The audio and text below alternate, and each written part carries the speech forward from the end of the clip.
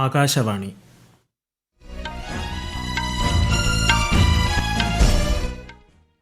നമസ്കാരം. വാർത്തകൾ വായിക്കുന്നത് ഹരിഷ്ണ.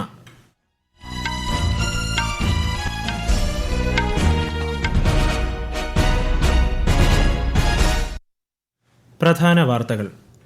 നിയമസഭകളെ ഗുണപരമായ ചർച്ചകളുടെയും സംവാദങ്ങളുടെയും ഇടമാക്കി മാറ്റണമെന്ന് ലോക്സഭാ സ്പീക്കർ ഓം ബിർള. UGC കരട് മാർഗരേഖ പിൻവലിക്കണമെന്നാവശ്യപ്പെട്ട് കേരള നിയമസഭ പ്രമേയം പാസാക്കി. രാജ്യത്തിന്റെ ബഹിരാകാശ സമ്പദ് വ്യവസ്ഥ $8 ബില്യൺ വളർന്നുവെന്ന് കേന്ദ്ര ശാസ്ത്ര സാങ്കേതിക മന്ത്രി ജിതേന്ദ്ര സിംഗ്. രാജ്യരക്ഷാമന്ത്രി രാജ്നാഥ് സിംഗ് 2 ദിവസത്തെ സന്ദർശനത്തിനായി നാളെ കേരളത്തിലെത്തും. മാവേലിക്കര വിദ്യാധിരാജ വിദ്യാപീഠം സൈനിക് സ്കൂൾ ഉദ്ഘാടനം ചെയ്യും. നിർണായക ഉത്തരവുകളിൽ ഒപ്പുവെച്ച് US പ്രസിഡന്റ് ഡൊണാൾഡ് ട്രംപ്. ലോകാരോഗ്യ സംഘടനയിൽ നിന്നും പാരീസ് ഉടമ്പടിയിൽ നിന്നും US പിന്മാറി. ഇന്ത്യ ഇംഗ്ലണ്ട് 2020 ക്രിക്കറ്റ് പരമ്പരയ്ക്ക് നാളെ തുടക്കം. അണ്ടർ-19 വനിതാ ക്രിക്കറ്റ് T20 ലോകകപ്പിൽ മലേഷ്യയ്ക്കെതിരെ ഇന്ത്യയ്ക്ക് 10 വിക്കറ്റ് ജയം. വാർത്തകൾ വിശദമായി. നിയമസഭകളെ മികച്ചതും ഗുണപരവുമായ ചർച്ചകളുടെയും സംവാദങ്ങളുടെയും ഇടമാക്കി മാറ്റണമെന്ന് ലോക്സഭാ സ്പീക്കർ ഓം ബിർള. ഇന്ന് പട്നയിൽ നടന്ന 85ാമത് ഓൾ ഇന്ത്യ പ്രിസൈഡിംഗ് ഓഫീസേഴ്സ് കോൺഫറൻസിന്റെ സമാപന സമ്മേളനത്തെ അഭിസംബോധന ചെയ്യുകയായിരുന്നു അദ്ദേഹം. എല്ലാ പ്രതിനിധികളും സംവാദം പ്രോത്സാഹിപ്പിക്കുന്നതിനുള്ള പ്രമേയം അംഗീകരിച്ചതായി ലോക്സഭാ സ്പീക്കർ പറഞ്ഞു. और हमारे माननीय जनप्रतिनिधि इन विधान संस्थाओं के अंदर श्रेष्ठ चर्चा, उच्च कोटि की चर्चा, अच्छी परंपराओं को पालन करते हुए उसी के साथ हमने प्रस्ताव लिया है कि हमारी विधायी संस्थाओं के कार्यक्रम में और कुशलता लाने का, नई टेक्नोलॉजी का उपयोग करना, जनता की भागीदारी बनाना और विधायी संस्थाओं की उत्पादकता को बढ़ाना, इस संकल्प के साथ हम यहाँ पर जाएंगे. ഉന്നത വിദ്യാഭ്യാസ മേഖലയുമായി ബന്ധപ്പെട്ട് UGC ഈ മാസം 6 പുറത്തിറക്കിയ കരട് മാർഗരേഖ പിൻവലിക്കണമെന്നാവശ്യപ്പെടുന്ന പ്രമേയം കേരള നിയമസഭ ഏകകണ്ഠമായി പാസാക്കി. മാർഗരേഖ ഫെഡറൽ സംവിധാനത്തിനും ജനാധിപത്യത്തിനുമെതിരാണെന്ന് പ്രമേയം അവതരിപ്പിച്ചുകൊണ്ട് മുഖ്യമന്ത്രി പിണറായി വിജയൻ പറഞ്ഞു. ഇതിനു പകരം പുതിയ മാനദണ്ഡങ്ങൾ പുറപ്പെടുവിക്കണമെന്നും കേന്ദ്ര സർക്കാരിനോട് പ്രമേയം ആവശ്യപ്പെടുന്നു. സർവകലാശാലകളുടെ പ്രവർത്തനങ്ങളിൽ നിന്നും സംസ്ഥാന സർക്കാരിനെ പൂർണ്ണമായും മാറ്റി നിർത്തുന്ന സമീപനമാണിതെന്നും മുഖ്യമന്ത്രി വിമർശിച്ചു.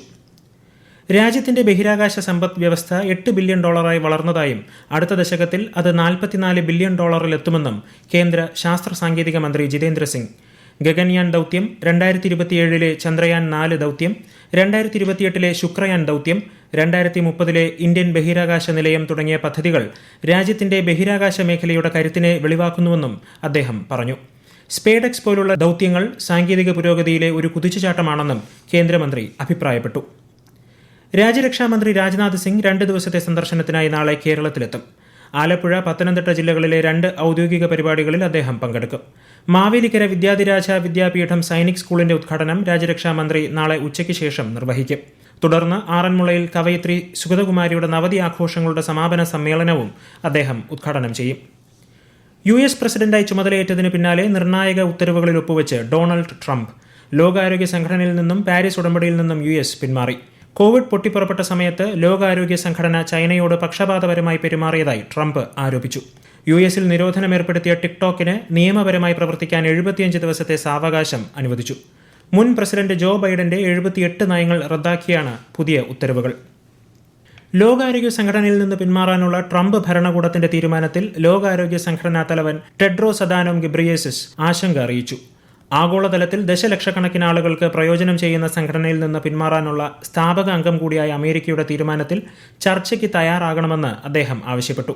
ലോകാരോഗ്യ സംഘടനയ്ക്ക് ഏറ്റവും കൂടുതൽ സാമ്പത്തിക സഹായം ചെയ്യുന്ന അമേരിക്കയുടെ പിന്മാറ്റം ആശങ്കകൾ ഉയർത്തിയിട്ടുണ്ട്. US ജന്മാവകാശ പൗരത്വം ഭേദഗതി ചെയ്യുന്ന ഉത്തരവിലും പ്രസിഡന്റ് ഒപ്പുവെച്ചു. അമേരിക്കൻ പൗരത്വമില്ലാത്ത മാതാപിതാക്കളുടെ US ജനിക്കുന്ന കുട്ടികൾക്ക് സ്വമേധയാ പൗരത്വം നൽകുന്നത് റദ്ദാക്കി.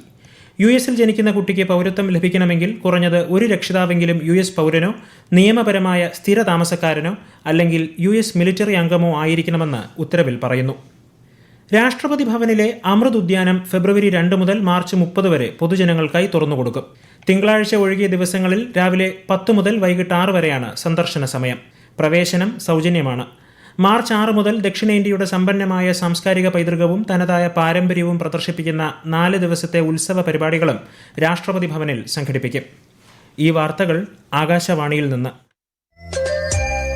ആകാശവാണി വാർത്തകളും വാർത്താ അധിഷ്ഠിത പരിപാടികളും All India Radio News Thiruvananthapuram YouTube ചാനലിലും at All India Radio News Thiruvananthapuram Facebook പേജിലും AIR ന്യൂസ് _തിരുവനന്തപുരം ഇൻസ്റ്റഗ്രാം അക്കൌണ്ടിലും at AIR news _TVM X ഹാൻഡിലും ലഭ്യമാണ്.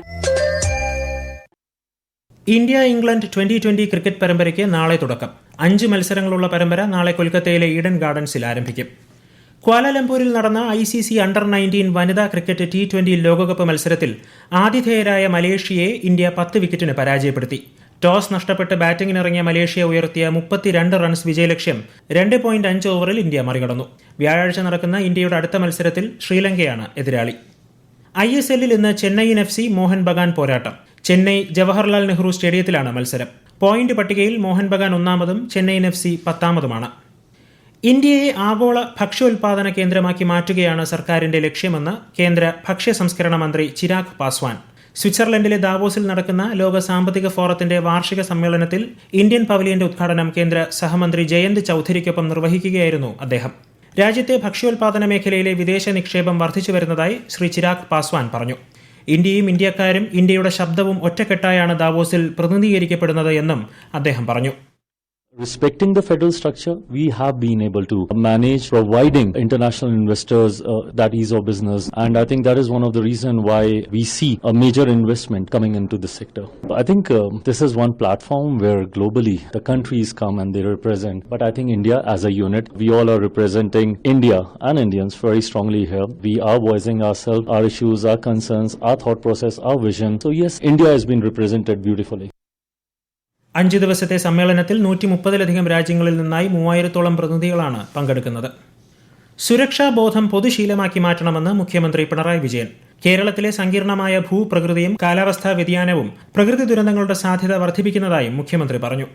സംസ്ഥാന ദുരന്ത നിവാരണ അതോറിറ്റിയുടെ കവചം മുന്നറിയിപ്പ് സംവിധാനത്തിന്റെ സംസ്ഥാനതല ഉദ്ഘാടനം തിരുവനന്തപുരത്ത് നിർവഹിക്കുകയായിരുന്നു മുഖ്യമന്ത്രി. പേപ്പർ ആൻഡ് ടിഷ്യൂ ഷോ 2025 അബുദാബിയിലെ നാഷണൽ എക്സിബിഷൻ സെന്ററിൽ ആരംഭിച്ചു. ഇന്ത്യയിൽ നിന്നുള്ള 22 കമ്പനികൾ ഉൾപ്പെടെ 120-ലധികം രാജ്യങ്ങളിൽ നിന്നായി 300-ലധികം സംരംഭകർ 3 ദിവസത്തെ പ്രദർശനത്തിൽ പങ്കെടുക്കുന്നുണ്ട്.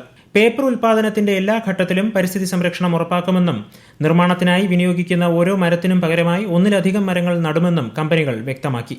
പുനഃചംക്രമണ മാർഗത്തിലൂടെ പേപ്പർ വ്യവസായത്തിന് സുസ്ഥിരത കൈവരിക്കാനാകുമെന്നും സംരംഭകർ അറിയിച്ചു. വടക്കു പടിഞ്ഞാറൻ തുർക്കിയയിൽ റിസോർട്ടിലെ ഹോട്ടലിലുണ്ടായ തീപിടുത്തത്തിൽ 66 പേർ കൊല്ലപ്പെട്ടു. 51 പേർക്ക് പരിക്കേറ്റു. പരിഭ്രാന്തി കാരണം കെട്ടിടത്തിൽ നിന്ന് ചാടിയ 2 പേർ മരിച്ചതായി റിപ്പോർട്ടുണ്ട്. സംഭവത്തെക്കുറിച്ച് അന്വേഷിക്കാൻ തുർക്കിയെ നീതിന്യായ മന്ത്രി ഉത്തരവിട്ടു. പ്രധാനമന്ത്രി ജൻജാതി ആദിവാസി ന്യായ മഹാ അഭിയാനുമായി ബന്ധപ്പെട്ട് ജില്ലാ മജിസ്ട്രേറ്റുമാരുടെ ദേശീയ സമ്മേളനം ന്യൂഡൽഹിയിൽ നടന്നു. വീടുകൾ, റോഡുകൾ, അങ്കണവാടികൾ, സ്കൂൾ ഹോസ്റ്റലുകൾ, വിവിധോദ്ദേശ കേന്ദ്രങ്ങൾ, വനവിഭവ വികസന കേന്ദ്രങ്ങൾ എന്നിങ്ങനെ 6 പ്രധാന മേഖലകളിലാണ് സമ്മേളനം ശ്രദ്ധ കേന്ദ്രീകരിക്കുന്നത്. ആദിവാസി വകുപ്പ് മന്ത്രി ജുവൽ ഓറം സമ്മേളനം ഉദ്ഘാടനം ചെയ്തു. വികസന പദ്ധതികൾ വിദൂര പ്രദേശങ്ങളിലെ അടിസ്ഥാന ജനവിഭാഗങ്ങളിൽ എത്തുന്നുണ്ടെന്ന് ഉറപ്പുവരുത്തുകയാണ് സമ്മേളനത്തിന്റെ ലക്ഷ്യം. പ്രയാഗ്രാജിൽ പുരോഗമിക്കുന്ന മഹാകുംഭമേളയോടനുബന്ധിച്ച് ത്രിവേണി മാർഗിൽ സന്ദർശകർക്കായി ഭരണഘടനാ ഗാലറിയും ഇന്ത്യൻ ഭരണഘടനയുടെ ചരിത്രം, പരിണാമം, അനുബന്ധ വ്യക്തിത്വങ്ങൾ, വ്യവസ്ഥകൾ എന്നിവയെക്കുറിച്ച് അവബോധം സൃഷ്ടിക്കുക എന്ന ലക്ഷ്യത്തോടെയാണ് ഡിജിറ്റൽ സാങ്കേതിക വിദ്യകളുടെ സഹായത്തോടെ ഭരണഘടനാ ഗാലറി ഒരുക്കിയിരിക്കുന്നത്.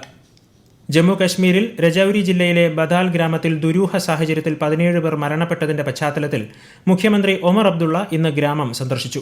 ദുരന്തത്തിന് ഇരയായവരുടെ കുടുംബങ്ങളെ സന്ദർശിച്ച അദ്ദേഹം അനുശോചനവും പിന്തുണയും അറിയിച്ചു.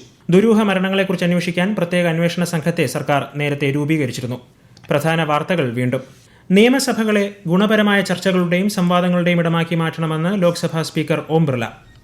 UGC കരട് മാർഗരേഖ പിൻവലിക്കണമെന്നാവശ്യപ്പെട്ട് കേരള നിയമസഭ പ്രമേയം പാസാക്കി. രാജ്യത്തിന്റെ ബഹിരാകാശ സമ്പദ് വ്യവസ്ഥ $8 ബില്യൺ വളർന്നുവെന്ന് കേന്ദ്ര ശാസ്ത്ര സാങ്കേതിക മന്ത്രി ജിതേന്ദ്ര സിംഗ്. രാജ്യരക്ഷാമന്ത്രി രാജ്നാഥ് സിംഗ് 2 ദിവസത്തെ സന്ദർശനത്തിനായി നാളെ കേരളത്തിലെത്തും. മാവേലിക്കര വിദ്യാധിരാജ വിദ്യാപീഠം സൈനിക് സ്കൂൾ ഉദ്ഘാടനം ചെയ്യും.